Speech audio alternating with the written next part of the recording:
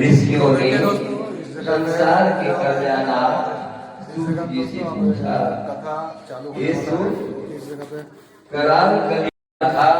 तो देखिए दोस्तों, इस जगह पे उसी समय होने जा रहा है बहुत सी तो शोकाकुल इस जगह पे होगा स्त्रियों ने चालू हो रहा है आपस में सलाह की कि क्या इस कली में माता के जीवित रहते कथा चालू है दोस्तों। इस जगह पुत्र मर जाएंगे। जब ये आपस में कुछ निर्णय नहीं कर सकी पंडित जी है तो गौतम जी के पास पूछने के लिए गई। जब उनके पास पहुंची तो उस समय गौतम जी आनंद के साथ बैठे हुए थे। उनके सामने जाकर उन्होंने मस्तक झुकाकर प्रणाम किया। तदंतर बारिश से नहीं छोड़ रहा दोस्तों। क्या स्त्रियों ने पूछा, हे प्रभु, इस कलयुग में लोगों के पुत्र किस तरह जीवित रहेंगे? इसके लिए कोई व्रत या तप हो तो कृपा करके बताइए। इस तरह उनकी बात सुनकर गौतम जी बोले, आपसे मैं वही बात कहूंगा जो मैंने पहले से सुन रखा है। गौतम जी ने कहा, जब महाभारत युद्ध का अंत हो गया और द्रोण पुत्र अश्वत्थामा के द्वारा अपने बेटे को मारा देखकर सब पांडव बड़े दुखी हुए, तो पुत्र के शोक से व्याकुल द्रौपदी अपनी सखियों के साथ ब्राह्मण से धौम के पास गई और उसने धौम से कहा, हे विजेंद्र, कौन सा उपाय करने से बच्चे दीर्घायु हो सकते हैं? कृपा करके ठीक ठीक कहिए। धौम जी बोले, सतयुग में सत्य वचन बोलने वाला, सत्याचरण करने वाला समदर्शी जीवनवाहन नामक एक राजा था। एक बार वो अपनी स्त्री के साथ अपनी ससुराल गया और वहीं रहने लगा। एक दिन आधी रात के समय पुत्र के शोक से व्याकुल कोई स्त्री रोने लगी, क्योंकि वह अपने बेटे के दर्शन से निराश हो चुकी थी। उसका पुत्र मर चुका था। वह रोती हुई कहती थी, हाय, मुझ बूढ़ी माता के सामने मेरा बेटा मरा जा रहा है। उसका रुदन सुनकर राजा जीवनवाहन का तो मानव हृदय विदीर्ण हो गया। वह तत्काल उस स्त्री के पास गया और उससे पूछा कि तुम्हारा बेटा कैसे मरा है? बूढ़ी ने कहा, गरुड़ प्रतिदिन आकर गांव के लड़कों को खा जाता है। इस पर दयालु राजा ने कहा, माता, अब तुम रो मत, आनंद से बैठो, मैं तुम्हारे बच्चे को बचाने का यत्न करता हूं। ऐसा कहकर राजा उस स्थान पर गया जहां गरुड़ आकर प्रतिदिन मांस खाया करता था। उसी समय गरुड़ भी उस पर टूट पड़ा, मांस खाने लगा। जब अक्षर तेजस्वी गरुड़ ने राजा का बायां खा लिया तो झटपट राजा ने अपना दाहिना अंग फेर कर गरुड़ के सामने कर दिया। यह देखकर गरुड़ जी ने कहा, तुम कोई देवता हो? कौन हो? तुम तो मनुष्य नहीं जान पड़ते। अच्छा, अपना जन्म और कुल बताओ। पीड़ा पीड़ा से व्याकुल मन वाले राजा ने कहा, हे पक्षीराज, इस तरह के प्रश्न करना व्यर्थ है। तुम अपनी इच्छा पर मेरा मांस खाओ।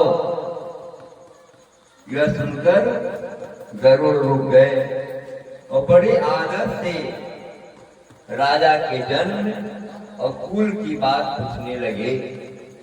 राजा ने कहा, मेरी माता का नाम सैत्या और मेरे पिता का नाम शालिवाहन है। सूर्य वंश में मेरा जन्म हुआ है और जीवमान मेरा नाम है। राजा की दया उल्टा देखकर गरुड़ ने कहा, हे महाभाग, तुम्हारे मन में जो अभिलाषा हो वो वर मांगो। राजा ने कहा, हे पक्षीराज, यदि आप मुझे वर दे रहे हैं तो वर दीजिए कि आपने अब तक जिन प्राणियों को खाया है वे सब जीवित हो जाएं। हे स्वामिनी, अब से आप यहाँ बालकों को न खाएं और कोई ऐसा उपाय करें कि जहाँ जो उत्पन्न हो वे लोग बहुत दिनों तक जीवित रहें। तो हमने कहा, पक्षीराज गरुड़ राजा को वरदान देकर स्वयं अमृत के लिए नागलोक चले गए। वहां से अमृत लाकर उन्होंने उन मरे मनुष्यों की हड्डियों पर बरसाया। ऐसा करने से सब लोग जीवित हो गए जिनको कि पहले गरुड़ ने खाया था। राजा के त्याग और गरुड़ की कृपा से वहां बालों का बहुत कष्ट दूर हो गया। उस समय राजा के शरीर की शोभा धूनी हो गई थी। राजा के दया उल्टा देकर गरुड़ ने फिर कहा, मैं संसार के कल्याणार्थ एक और वरदान दूंगा। आज अष्टमी कृष्ण सप्तमी से रही शुभ अष्टमी तिथि है। आज ही तुमने यहाँ की प्रजा को जीवन दान दिया है। हे वत्स, अब से यह दिन ब्रह्म भाव हो गया है, जो मूर्ति भेद से विविध नामों से विख्यात हैं। वह त्रिलोक से पूजित दुर्गा अमृत प्राप्त करने के अर्थ में जीवित पुत्रिका कहलाई है।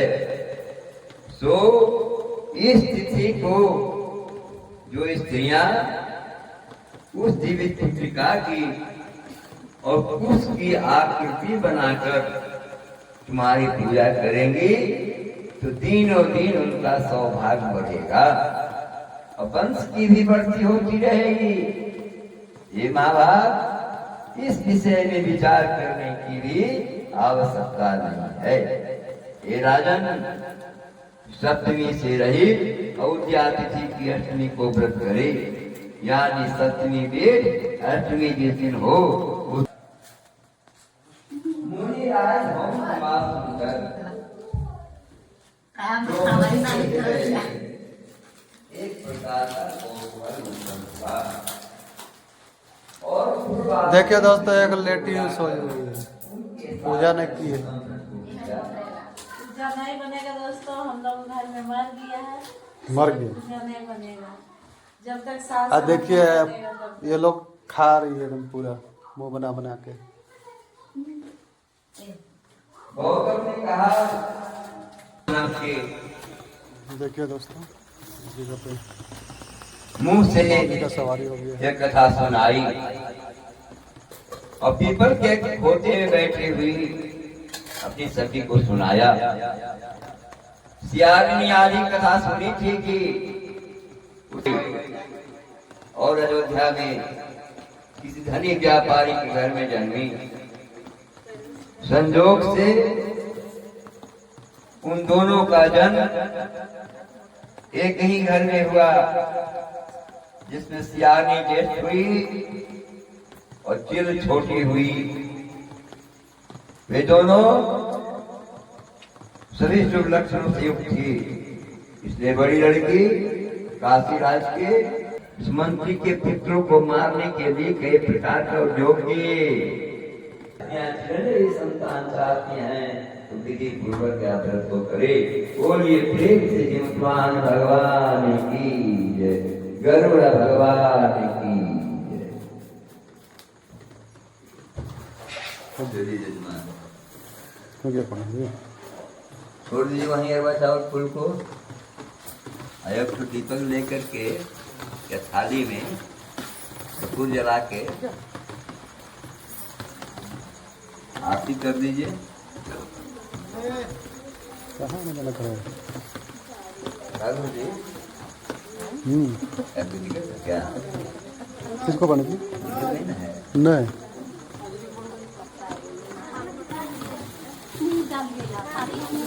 ओम कर्पूरे गौरम तो देखिए दोस्तों, इस जगह पे अब आरती हो रहा है, पूजा संपन्न हो गया है। इस जगह पे आरती हो रहा है। छाता की वजह से कुछ दिखता नहीं है।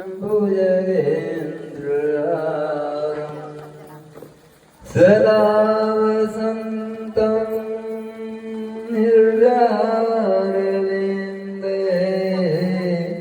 भवं भवानी सहितं नमामि। ॐ कर्पूरे गौरं करुणावतारं संसारे सारं भुजगेन्द्रहारं सदा वसन्तं हृदयारविन्दे भवं भवानी सहितं नमामि।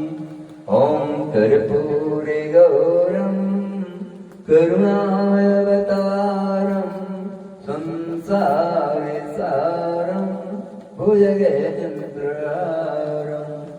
सदा वसन्तं हृदयारविन्दे भवं भवानी सहितं नमामि। बोले प्रेम से जिमठान भगवान की जय, गरुड़ भगवान की जय, दुर्गा महारानी की जय, गजानन भगवान की जय। बोले प्रेम से जिमटिका महारानी की जय। दीपक को रख दीजिए और हरवा चाल फूल लेकर के हाथ जोड़ प्रार्थना कर लीजिए।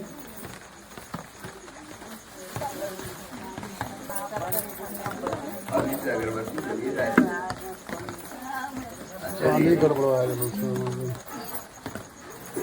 हाथ में अरवा चावल फूल लेकर के खड़ा होकर थोड़ा प्रार्थना कर लीजिए भगवान के। ओम कर्पूरे गौरम करुणावतारं संसारे सारं भुजगेन्द्रहारं सदा वसन्तं हृदयारविन्दे भवं भवानी सहितं नमामि। आवाहनं न जानामि मां पाप्यात्मा पापसंभव त्राहि मां पार्वतीनाथ सर्वपापहरो भव। गुरुर्ब्रह्मा